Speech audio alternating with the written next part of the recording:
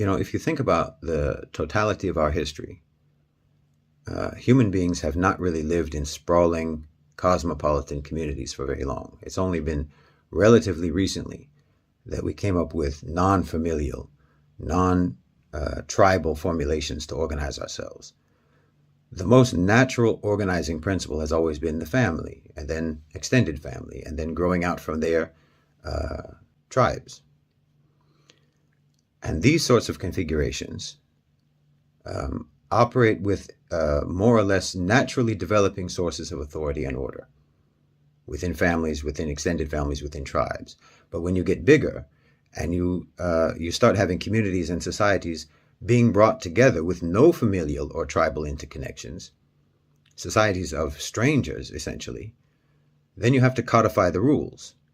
You have to implement sort of synthetic codes of order and conduct.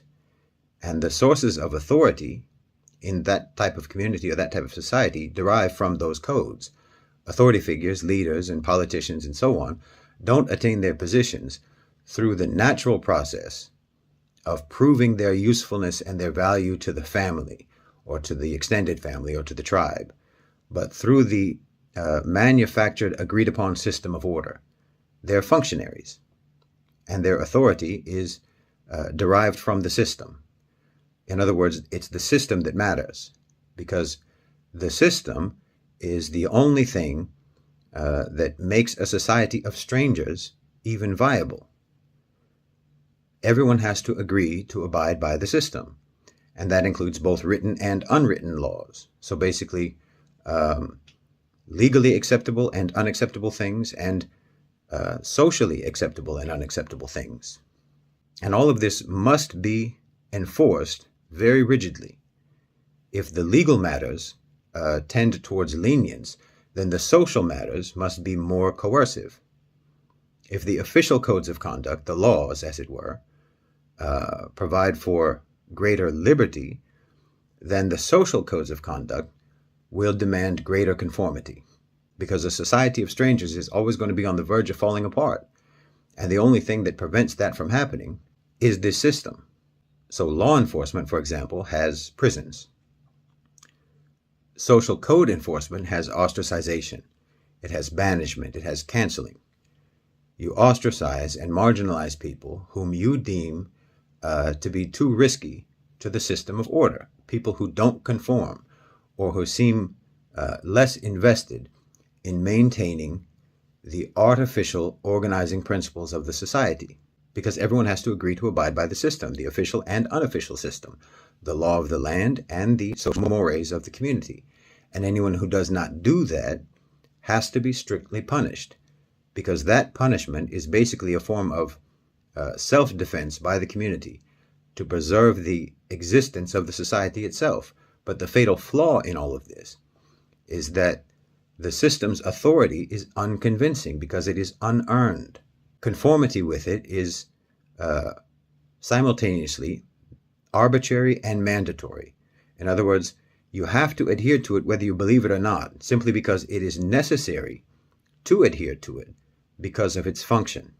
It has to be this way because it has to be this way. And this doesn't really inspire heartfelt conviction. So then you have to find a way to make it convincing. And that's where indoctrination comes in. This nation that you have built of random people has to be invested with moral meaning, so that the system of order and control can be understood as something that is preserving moral good.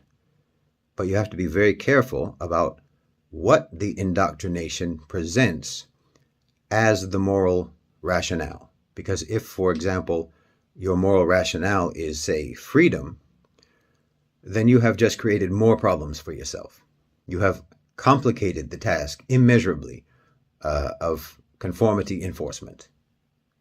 And if you are even more specific and say that the moral rationale is individual liberty, then you've made it even more difficult. So you can see some of the problems that the West has been carrying, particularly the United States, for a very long time. I mean, it's very tricky to sort of balance the moral primacy of individual freedom against the existential social need for conformity. And the more you emphasize freedom, the more you have to sort of covertly enforce the restrictions on freedom, with the result being that the indoctrination collides with people's lived reality. And this causes profound cognitive dissonance, because the system that people are living in bears little to no resemblance to the way it's packaged to them, the way the system is packaged to them. I mean, not to put too fine a point on it, but what Westerners are told is their liberty is actually their irrelevance. It's like being in a prison yard. You can do whatever you like in a prison yard, but no matter what you do in the prison yard, it has no liberatory element. You are confined, and you call that confinement freedom. See, you constructed an artificial management system for this vast congregation of strangers, and an artificial authority structure. An authority structure and a management system that is necessary and is mandatory, but is inorganic. It's not a naturally occurring system based on ties of kinship. So you have to imbue it with legitimacy by painting it with a veneer of principle. This makes people feel that their mandatory conformity and adherence to the system is actually voluntary, and that it's a product of their own belief system. But you see, when you have placed freedom at the center of the moral rationale for your system, it can become conspicuous very quickly that the system does not actually allow freedom. Because obviously, in reality, freedom would be lethal to maintaining a society of strangers. Conformity is the necessity here. There's a reason why the country that is, most famous for being the freest country on earth, the United States, also happens to have more laws on the books, more regulations than any other country in the world, more than any other country in history, as a matter of fact, and why it has the highest percentage of its population in prison, more than any other country. So yeah, it's conspicuous. The land that is obsessed with the sanctity of individual liberty binds its citizens with laws and regulations more than any other place on earth, and jails more of its citizens than any other country. But to maintain the illusion, you're given freedom in what does not matter. You're given freedom in what does not touch the system of management and control. Freedom in trivial things. Freedom in whatever will distract you from your actual lack of freedom. Freedom to choose between, 50 kinds of toothpaste. Freedom to watch pornography. Freedom to fornicate. Freedom to commit adultery. Freedom to be homosexual. Freedom to get drunk. Freedom to get high. On and on. Freedom to do all of the things that a more traditional, familial, tribal social structure would not allow, because that sort of a structure has an interest in you being a moral, mature, virtuous person, a serious person, a person who brings honor and nobility to your people. So freedom in the West is a euphemism for irrelevance. So you can be a man in lipstick and high heels because ultimately you don't matter. You can get high. You can be promiscuous.